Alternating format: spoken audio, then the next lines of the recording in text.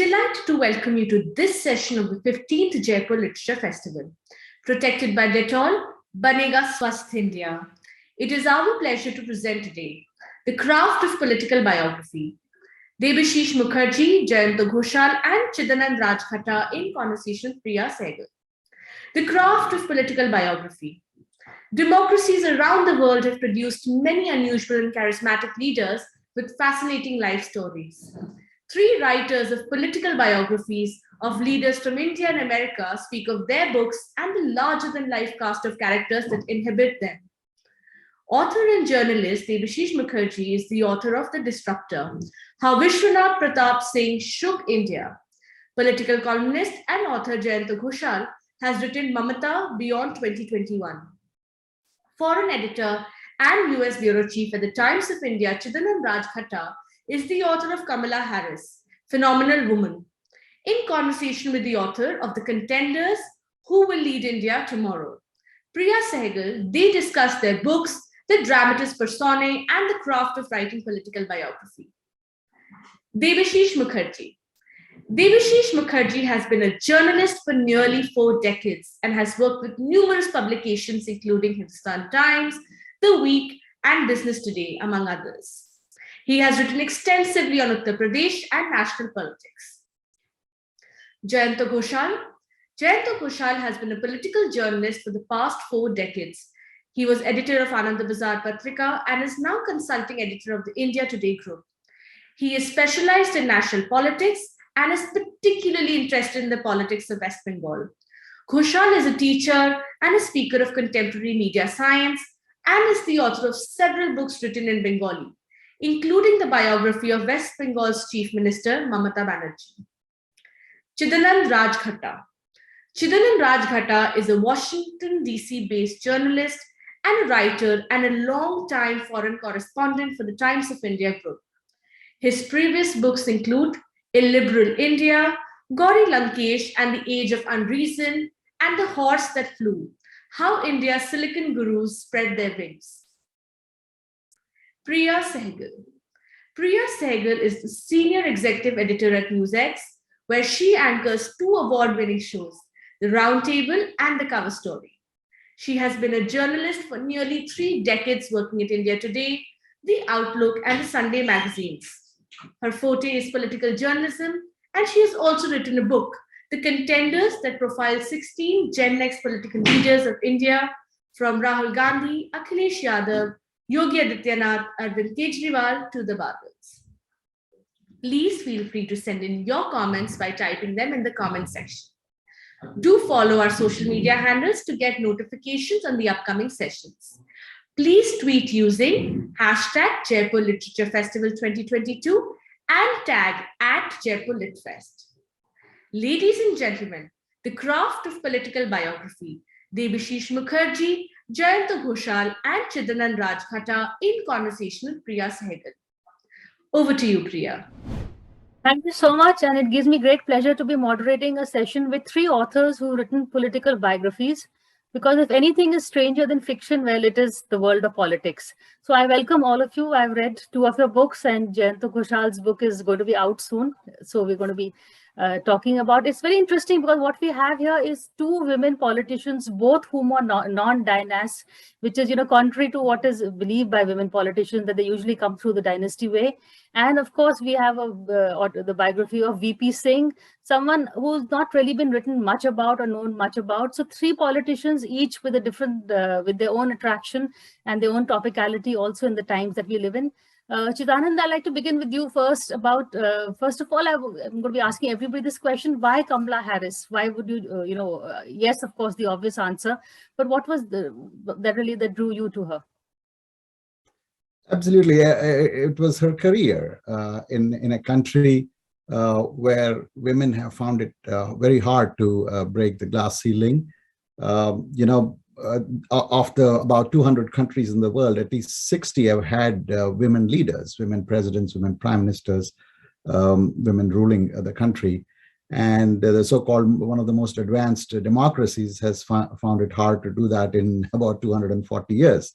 You've had 45 presidents who are all male, 44 white male. and for 48 vice presidents, all of whom have been white male. So it was a unique moment in American history. It is a unique moment in American history that a woman has risen and is within, to quote a very familiar phrase, a heartbeat of the presidency. And there's an interesting background to this. You know, Hillary Clinton was denied this in 2016, even though she won the popular vote.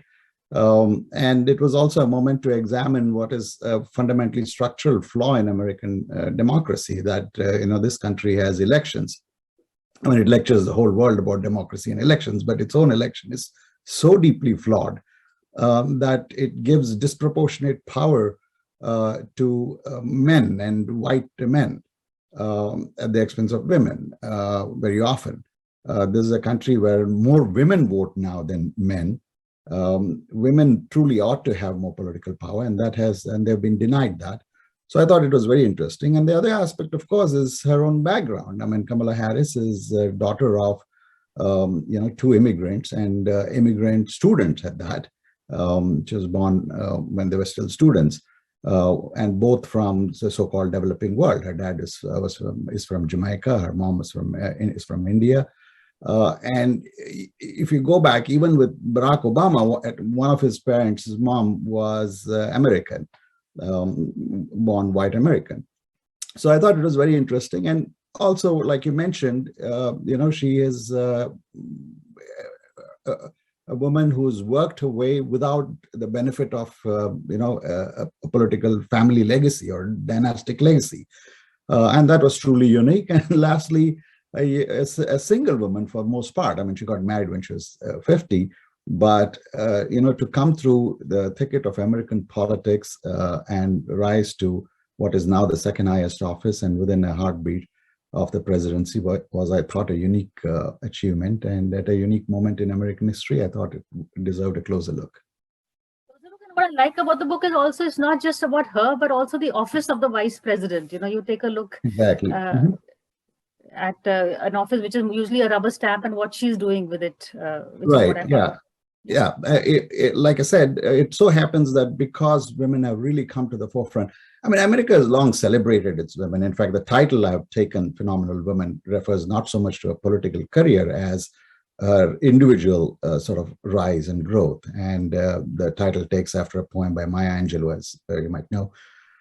And I thought, you know, the office of the vice presidency so far has been, you know, something which has not really been taken seriously for the longest time. As I describe in the book, vice presidents were not even also rans. You know, they call them a running mate, but they were largely disregarded in history. Some of them have been actually disreputable characters.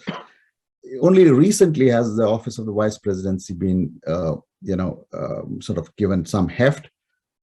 And Kamala Harris comes at a time where she represents not just, women, but also the rise in power of the office, not just in terms of succeeding the president should something happen to him, but also in terms of workload. Even as recently as Al Gore, vice presidents typically dealt with one or two issues. You know, Al Gore was all into technology and environment. Dick Cheney was mostly into defense. They had one portfolio. This is the first time that I have seen, and I've covered 4 presidencies stretching across, 24, 27 years. This is the first time I've seen a vice president with such a heavy workload across the spectrum. I mean, everything from voting rights to immigration to foreign policy to space. The Department of Space, the space portfolio, is on Kamala Harris' plate, and I think that's wonderful. That's a terrific training for the Oval Office. Whether she'll reach there is another matter. Her 1 year has been underwhelming, to say the least. But here we are. We are seeing a woman exercise unique power in American history. President. But Jayanta, I know why you wrote about Mamata Banerjee. Easy to say. The timing of your book is also very interesting. But there is a lot of Mamata versus Modi, so are you going to be talking about her taking on the prime minister? Is it more about her as a person? Priya, actually, why I have got interested The main reason is that not only she is the only woman chief minister of this country, as an onlooker of West Bengal politics, but I am a non-resident born in Delhi for the last 37 years.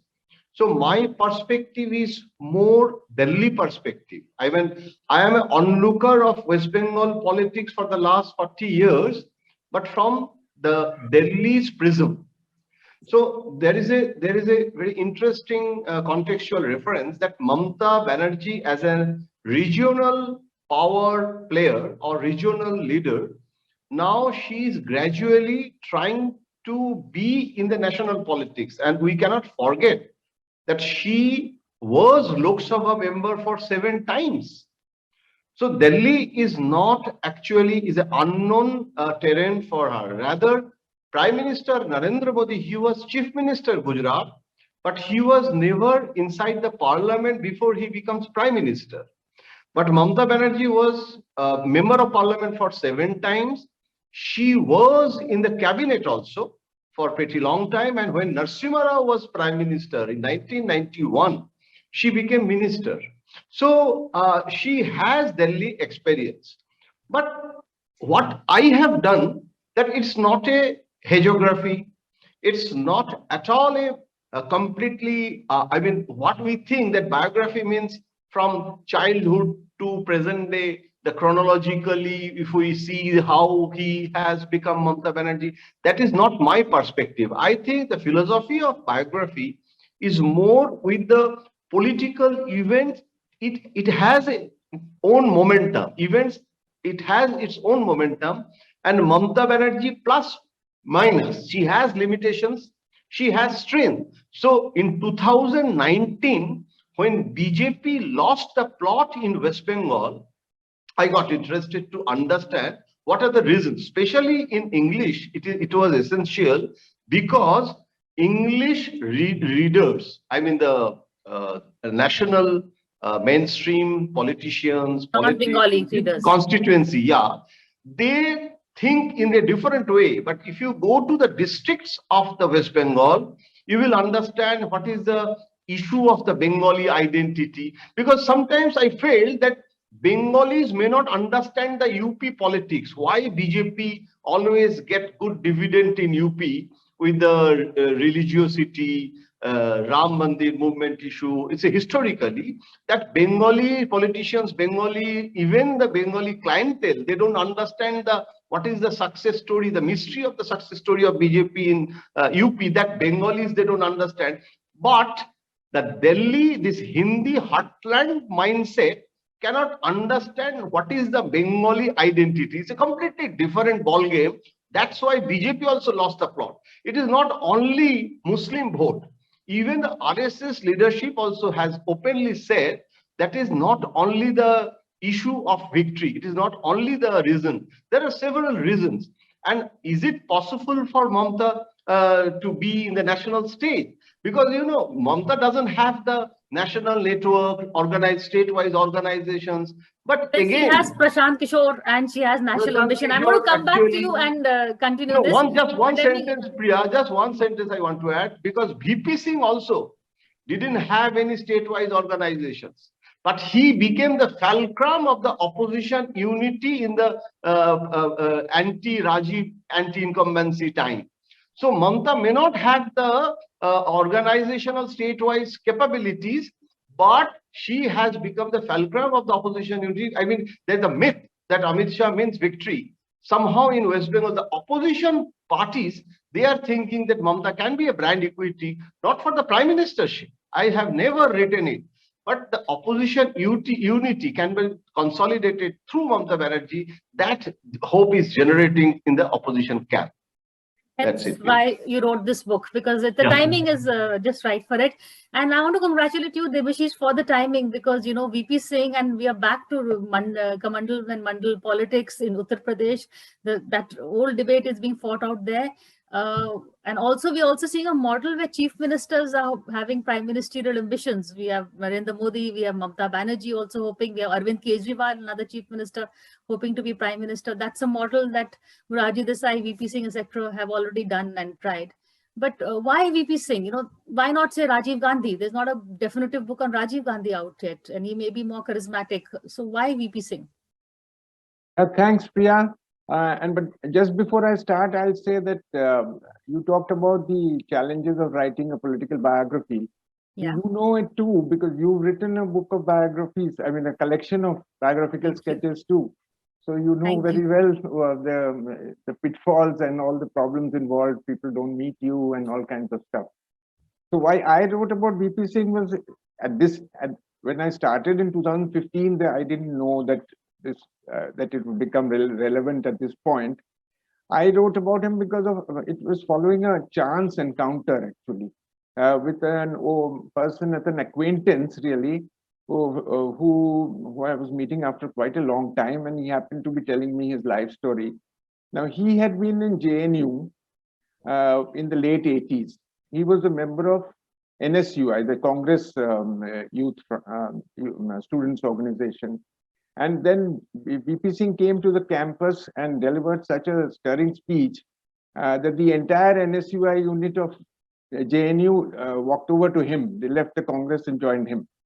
And after that, this guy was with VP Singh for about 10 years and he followed his career and so forth. So following that, I just thought that this particular strain of Indian politics, that is the centrist strain that was been spoken about a little ago. It's over now, and yet it had such an important place, basically a secular democratic alternative to the Congress, and it has thrown up so many interesting people and has had so many twists and turns. Among them, VP Singh, but then there is Lohia, there is George Fernandez, there are many others, Charan Singh, and so forth. So all that led me to think of writing about VP Singh, kind of. And this particular person knew VP Singh's family. So from there, I met them. And then I discovered there was this sort of primary material, that there was this long interview of his with the Nehru Library, which nobody had seemed to have looked at before. And in fact, it looked brand new, though it was 10 years old. The pages had never been, some of them were sticking together and all. So that's why VP Singh doesn't sell, but your book is really doing very well. So congratulations, you made even VP Singh interesting, Debashish. I don't know about that. Yeah, thank you. But how do you see now and then the comparison of the Mandal politics rearing? Or you think it never really left us? No, politics now has moved a little beyond Mandal, because what is happening in the Mandal consolidated the OBCs. Okay, before that they existed but they were not so politically conscious, especially in North India. And Mandal led to a tremendous leap in their political awareness and the awareness of their numbers, that they could make or mar governments and so forth. But now but then what happened was that the people who came after them, people like Lohia and VP Singh had a certain vision of OBC unity, and they're working all the OBCs together. But the people who came thereafter, I'm sorry to say, they sort of were fixated on their own caste, and after that, even their own families, in promoting their own caste and their own families. So that led to a certain dissipation, again, a disintegration of the OBC vote, especially in North India. And I'm particularly thinking of course, UP and Bihar, and you know who I'm speaking about. So, and that was what the BJP was able to take advantage of, in fact, in winning both in 2014 and 2017 in UP. And Bihar election, then 2019 also. But now, because they stoked the religious aspect, the sectarian Hindu sentiment. Now, what we are seeing is that some of these backward castes, that is, especially what I would say, to be very specific, the non-Yadav backward castes, are feeling that what did we get out of it? Because the government, and coming specifically to UP, because UP's election is in the offing. See, there are two aspects to a community's well-being. One is, developmental No, I'm going to cut programs. you short and ask you that why Sorry. is VP Singh not still talked about? It's his politics that are being played, but why is VP Singh not being talked about? Everybody seems to have forgotten him until your book came. that is a very that is a question to even I don't have an answer, because VP Singh has been abandoned by these people. Maybe they are just keener to project themselves. Yeah, they don't talk much about Loya either, though he was the original the force of backward politics. And I think they are just we are keen on promoting themselves. Yeah. Okay, maybe you can write a next book on Loya. But my question, actually, this one is more for Chidanand and Jayanta, is how do you write about someone who is still around? Here at least with VP Singh, he's not going to have the ghost of VP Singh come and ask him questions. But how do you, a person who's also did you meet Kamala Harris? I believe you didn't meet her, but you talked around her. But she must have read the book. There must have been some feedback. So how do you, were you conscious of the fact that one day you may just meet the subject and you may have to there may be some awkward moments or not? Yeah, Priya, first of all, I should congratulate my co-panelists on their books, because it's a fascinating period, and it's something very close to my heart, because that was I covered the VP Singh Rajiv Gandhi era in the late 80s and 90s. It's an incredible turning point in Indian history. And actually, I covered the Lok Sabha, where Mamata Banerjee was a first-time MP between 85 and 89. So I really look forward to reading their books. As regards your question, one of the difficulties in doing a biography of a contemporary politician who still is you're too close to history. You don't have the perspective, you don't have the advantage of stepping back and looking at their career. So, like, for instance, with this book, a lot of people have asked me, about the title, Phenomenal Woman. What's so phenomenal about her? Because she's had a real struggle in the years she's been in office to make an impact. There are a whole lot of reasons. We'll go into that later if necessary. But you're too close. You don't have the sort of perspective. But at the same time, you also have to examine her career up to date. And the fact is, Kamala Harris has been in public life for about 25 years, and her achievements in coming through the ranks and rising up in California politics is truly phenomenal. Her own personal life and personal journey is phenomenal. So I had no problem. Yes, I did not meet her, mainly because much of the book was written. I worked on it during the pandemic, and it was very, very difficult to, the US shut down completely for several months. And also it was in the middle of a incredibly fierce and I'd say crazy election cycle. So it was hard to make contact, but I did talk to her family, her associates. And in some sense, it's an advantage to write a biography without talking to the person, because you're not dictated by what necessarily they say. The downside of talking to a person is too much of that person's views get reflected rather than how you see them from the outside. So I didn't have any trouble writing a book, speaking to her associates, her family, and people around her.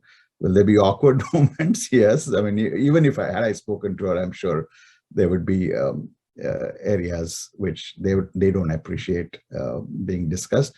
One example in this instance is her personal life. I tried to steer clear of her love life or personal life, because I didn't find that relevant, because this is largely a political biography. And like you said, it's not just a biography, not just about her, but also about the office of the vice president and the place of women in politics. I think a large portion of the book I talk about women in politics, women in politics in the US, women in politics across the world. And another reason I find Jayanta's book, I look forward to reading that, is because in India, we've never had a problem seeing women in public office. I mean, when you talk of chief ministers, I mean, going as far back as Sucheta Kripalani or Nandini Satpathy many years ago. I mentioned in the book that when women were still fighting to vote in the United States, women were voting in Madras in the 1920s, right? So I find that fascinating. The US has had, somehow a lot of trouble accepting women in political office and even in corporate office. If you see the number of female CEOs, there are very few. It's only now in the last 10 or 20 years, you have Indra Nui, Mary Barra, etc. So yeah, to come back to your question, I did enjoy writing the book, even though I did not speak to Kamala Harris. I believe women in politics and women in public life is a story to be examined much more than I've managed to do, actually. Wait for the next book then. But Jayanta, you picked up a hot potato. So she is someone who's not going to hesitate and come after you if you've written anything. No, I'm telling you the mystery. I was listening, Chidanand. I remember Chidanand was highly attached to this Calcutta group also. I cannot forget those days. And yeah, and I salute him for one reason, that when in Washington also I have seen that he has never forgot his, the Indian root and the DNA. So it helped, I think, Chidan. I don't know, Chidu can tell me better. But when what Chidanand was telling, that regarding the woman empowerment in Indian politics, there is when you study Kamala Harris, that is also not disconnected. You are connecting actually the woman in womanhood. What I did, Priya, I didn't show the manuscript. I didn't talk to Mamata because my personal relationship with Mamata since 1984, because incidentally, I was a reporter of a Bengali newspaper, and my assignment was to cover the 1984 election when Mamata defeated Somnath Chatterjee. So that time she was also, the young participant in Congress politics, and I am also a virtually trainee journalist. So the relationship started, and it's a long, how many years? Maybe 40 years now. But the relationship, kabhi khushi, kabhi gum. It's not always khushi. So, so the Mamata's temperament, Priya also knows very well, because Priya also used to cover Parliament. Correct. So you have seen. But what I have done, that I didn't tell her that I'm writing a book on you. Because there is a lot of debate is on in the mass communication field, that the old source-driven journalism to research-based journalism, we are moving towards a new phenomenon in journalism also. If you are too close to the person, sometimes our approach may be myopic. And so what I have done, what Chidanand was also saying, that I didn't go much about her personal life, because it's a political biography.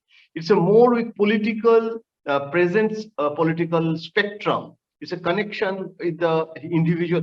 But that the style of Mamata, wow, she has a very peculiar style. It's a completely political anachronism, I believe. No, Narendra Modi style, I compare also. Because, there is a lot of similarities also I have seen in Modi and Mamata. Because both are from very grassroots politics. Jyoti Basu was aristocrat. Several Congress leaders are from a very aristocratic family. Modi, and he is OBC also. A lot of people, they have forgotten, because her brand equity is not an OBC leader.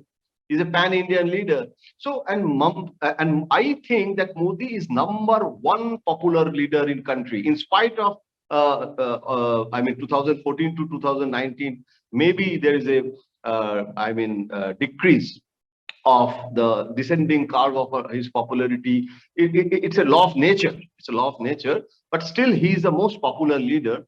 But if you think that who is the #2 political attention this time against Modi, although they have a lot of similarities, style of functioning, the political populism, the grassroots reality, Modi ji also knows several people in the state, in the blocks also. He can call him by his name. And Mamata also knows the persons in a district. When she goes, she can call him in name. So, the similarities and dissimilarities, and so it's a very tit for tat politics, because they know each other very well. So there are a lot of similarity what Mamata can achieve, because Mamata knows the art of Modi Amit Shah's politics. So how to counter it? If they do one thing, immediately she can counter that. Like Netaji Subhash Bose, the issue before 23rd January, Modi ji is also doing a lot of things on Netaji Subhash Bose. Immediately, Mamata is also doing a lot of issues, race issues, sending later. She's a very proactive, and she knows what opponent they are doing, and she has to do this. So she is going to basically you setting up the Mamata versus Modi battle, whether you admit it or not. That's where you are headed. But Debashish, let's take the point which both of them have mentioned is, is it more difficult to write about someone you know than someone you don't know? As in, I mean, you met VP Singh and known him. I don't know how closely you knew him. Does that personal thing also come in? Is that why you chose someone who's a little far away? If the person is alive, and if he or she is your main source, obviously it will play on your mind that whether what is being written is will that person approve or not. And it is a problem with all of us as journalists, that the newsmakers are also the news sources. So if a guy is a good source, or a woman is a good source, you may hesitate. You should to write something against that person, because then your access is gone to knowing what is going on. So that is a perennial dilemma we all face, and I think the biographers of living people will face that too, but they overcome it. I think it's not as if they will unnaturally simply give the point of view of the person they are writing about. You can overcome it too. My meetings with VP Singh were not very many, a couple, 2 or 3 meetings in that 89-91 phase. And my decision to write this book came much later. I mean, at that time, I had never thought of this. Yeah. So that is and the distance does lend some, of course, objectivity and all that. Yes, of course it does. Yeah. But I heard Karan Singh in fact say about his autobiography. He's saying, "I've written the truth, nothing but the truth, but not all the truth." So is there something that bits that you feel, especially when you're dealing with a politician, Debashish, something that you should have left out, something that? Well, I didn't leave out anything. Yeah. But were you thinking that maybe I should have left out, some of the controversial bits? So his whole raid Raj, the whole, his equation with Rajiv Gandhi. I think that's if one is writing about a person, one might as well give the full picture. No, it depends on what your initial objective is. Like mine is a traditional kind of biography from birth to death kind of thing of a person who has passed away. I mean, Jayanta's is very much different, because Mamata has been written about separately and is very objective and different, So it depends on what your biographies cover a wide span, and how you want to frame your a particular piece of writing. So in my case, I didn't shy away from anything, and I think I can safely say that people think that there are lots of ugly truths about every politician that never come to be known. Be it about their sex lives or how they amassed money and how much money they amassed. In VP Singh's case, I think there isn't. Really, I've been that much. I think I can safely say that whatever is there, I've written is in the book. I don't think anything shocking will ever come home, because there is nothing to come home. Yeah. Okay. Chidanand, do you see political biographies? Is there a burden to give a larger message also? Can it just be the story of a man or a woman, or there is, the context, the times? There is, you have to bring in everything else. It's not just a simple story. Chidanand? I don't think you set out to give any message. I think you're capturing the life story and the career of an individual to the best of your ability. And particularly if the person is still around, it's an incomplete story. But in this case, like I said, my book is set in a context, and that context is gender and politics and the office of the vice presidency. The fact that the United States, I mean, demographically, the United States is in sort of reverse motion. For a brief while, it elected really young people. I mean, Bill Clinton was only in his 40s. Barack Obama was young. I mean, Bill Clinton and Barack Obama demitted office in their 50s after serving 2 terms each. They were not even 60 when they stepped down. I mean, when they finished because of term limits, they finished the 2 terms.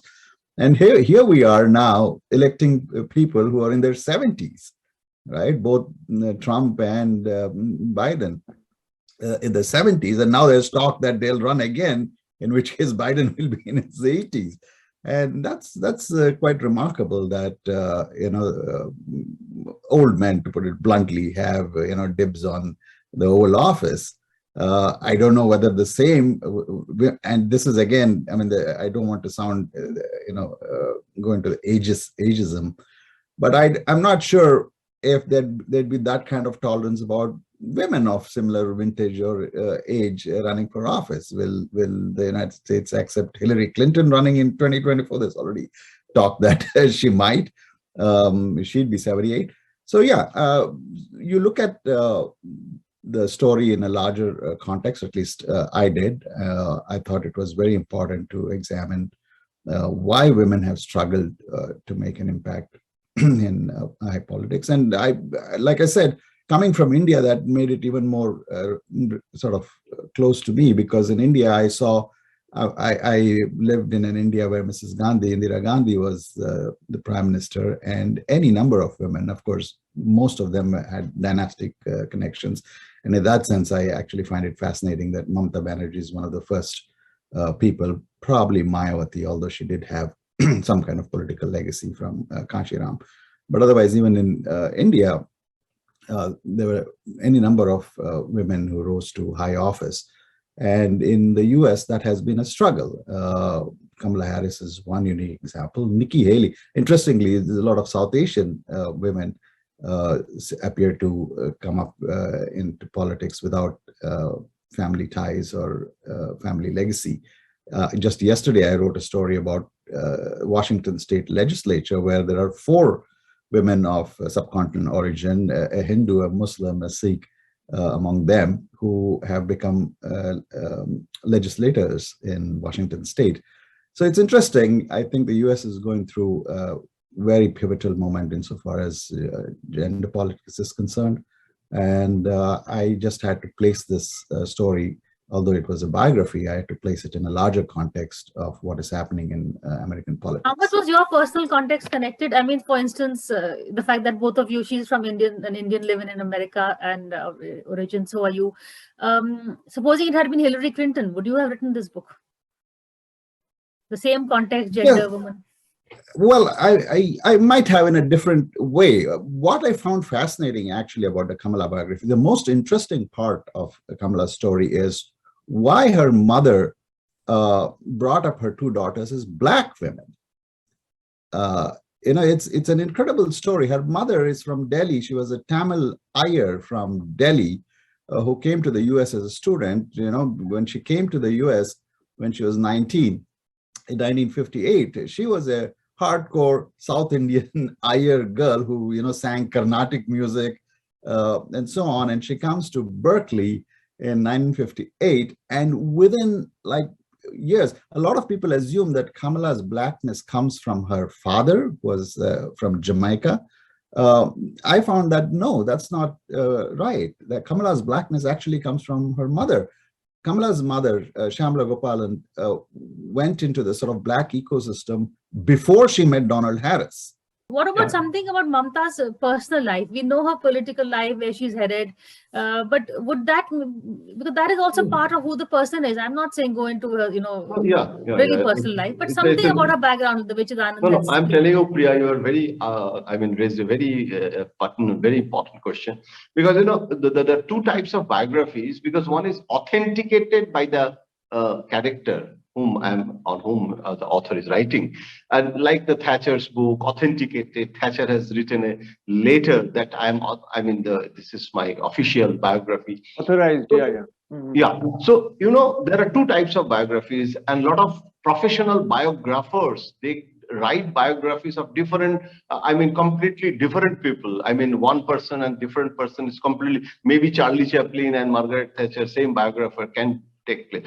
So, I'm not a professional biographer, and I try to avoid my personal relationship in the writing. But what you are saying, that you cannot disconnect the personal life with her politics, her temperament, because she actually is the actual elder brother of the family. What we usually think, the elder brother of the family, the elder brother looks after. She was the person after the death of her father. It's an early death. She managed the family members to put together in a very small hut in the Kalighat. But earlier she was emotionally more, hyper. Now I have seen the changes also through the ages, and I can give you a very interesting quick anecdote that once I wrote a very critical piece on Mamata when Mamata was in Congress, I think. And that time there is a major rift between Pranab Mukherjee and Mamata, Somen Mitra, Priya, you know the background. And that time I wrote a very critical piece that Mamata's limitations, like that, what was the heading. And that very day, I was, supposed to be at her residence in Delhi, and she invited me for lunch. And her secretary, Sonali, now she's still with Mamata, she called me and said that please don't come, because from Calcutta she has come to know what you have written today in the morning Delhi. And she's very upset, and she has said that no lunch. And you tell Jayanta that don't come today. So this hyper, the behavior, I saw her in this mood. And then I said that Sonali, I am sorry, I have to be, I'm starved, because I know I have not brought any tiffin box with my lunch, and I am going, whatever it is, be that as it may, I am there. And then in spite of Mamata's, several, advisories, don't come, from our secretaries, I reached there. And then when I reached, I said that, I have not wrote anything against you. You have not seen the newspaper, and you have only, someone called you, and you have taken the decision, and you should not, and because what is the menu? She said that, today I have made khichdi and hilsa. So it's a very favorite dish for a bomb. I said that, I'm sorry, I cannot miss it. I already reached. And within half an hour, she became very normal. Okay. So it's a very temperamental, but now she is more matured, because now, earlier she was more spontaneous. Now, and don't think it is only the role of PKs because, you have to take the decision. A lot of people can advise me, but I have to implement that. So Mamata is now more schemy, more planned, even when she quit NDA. Even in you basically traced her growth from impetuous young woman to what she is now. I'm going to quickly get Debashish because we are going to be out of time soon. Debashish, same question to you. The person you also, I've noticed in your book, you brought in a lot of personal traits, his background, how he's adopted, etc. The making of the man, the personal as well as the political. That's important, right? Yeah, of course it is important. And I've tried to trace it now, especially how he began his career. He was quite obsequious to both Sanjay Gandhi and Indira Gandhi. But though the talk of him being close to Sanjay Gandhi is not true, he never was. He had to take appointments. And then with Rajiv Gandhi, he began to assert himself. And then when he shifted to the opposition, he played a different role and so forth. So yeah, I have tried to show how he changed over the years. Yeah. Also. Yeah, his relations with everyone. But thank you all for this very fascinating discussion on the difficult art of crafting a political biography, and hope to get more books from all of you soon. And that's it now. Over back to Jaipur Lit Fest. Thank you, Debashish, Jayanta, Chidanand, and Priya for a wonderful conversation shedding light on what goes into writing political biographies. And thank you all for watching and being such a great audience. Please stay logged on to continue watching with us the series of exciting sessions featuring a stellar list of speakers that have been specially curated for you. Stay tuned for the next session. Om.